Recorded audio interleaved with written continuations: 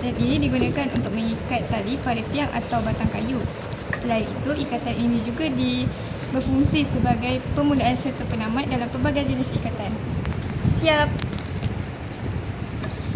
Ikatan kedua, ikatan silang. Ikatan silang digunakan untuk mengikat dua batang kayu yang bersilang supaya ia kukuh semasa membina gadget perkhemahan.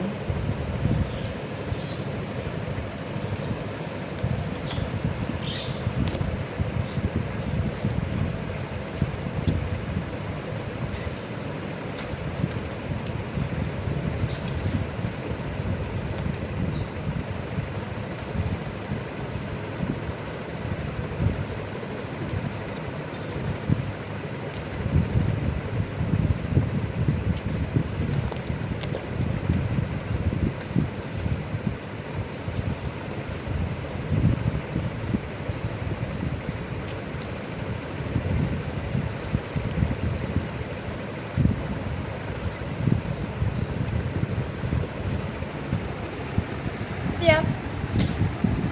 Ikatan yang ketiga adalah ikatan lilit dua.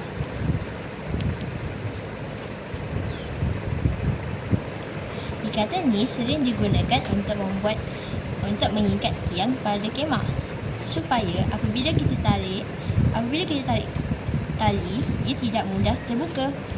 Selain itu juga, ia boleh membuatkan kita punya gadget lebih kukuh.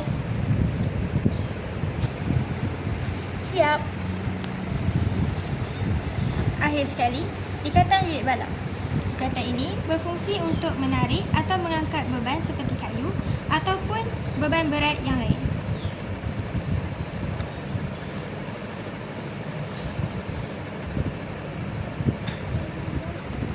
Siap! Sekian sahaja dari kami. Terima kasih dan jumpa lagi.